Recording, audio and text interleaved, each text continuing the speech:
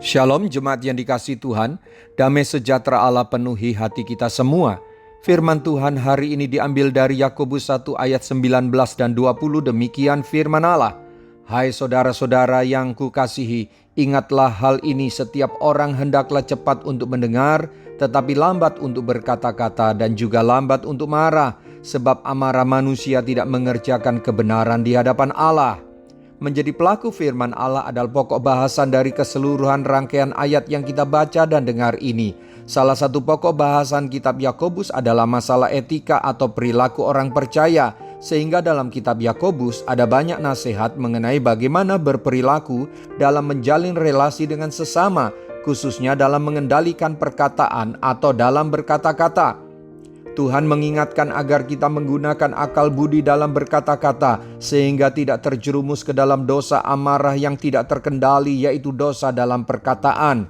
Jangan anggap sepele dosa perkataan, sebab jika kita biasa berkata-kata tanpa dipikir terlebih dahulu sebelum diucapkan, maka akan membentuk kebiasaan meremehkan perlunya komunikasi yang sehat dan membangun, serta mengabaikan relasi yang harmonis dan damai sejahtera.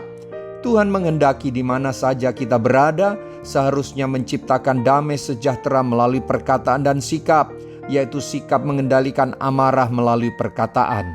Gunakan kata-kata yang membangun dan patut didengar, sehingga orang yang mendengarnya beroleh kasih karunia.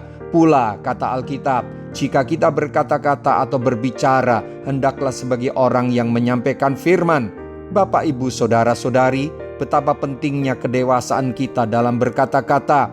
Betapa sering orang terluka perasaannya karena perkataan yang kasar, tidak sopan dan tidak membangun. Betapa sering dari mulut yang sama keluar pujian kepada Tuhan, dan di waktu yang lain keluar perkataan yang tidak patut dan tidak mempermuliakan Tuhan. Ingatlah, setiap perkataan kita akan dituntut pertanggungan jawabannya di hadapan Allah. Mari evaluasi diri dalam berkata-kata. Mari kita berdoa.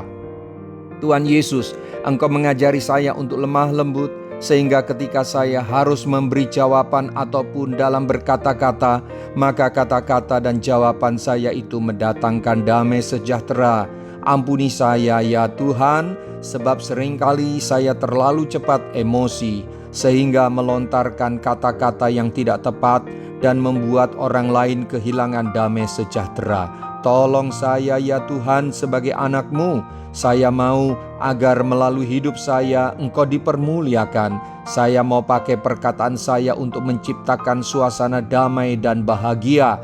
Tolong saya ya Roh Kudus. Dalam nama Tuhan Yesus, haleluya, amin. Sampai jumpa besok dengan suara gembala, firman Allah yang hidup. Tuhan Yesus memberkati.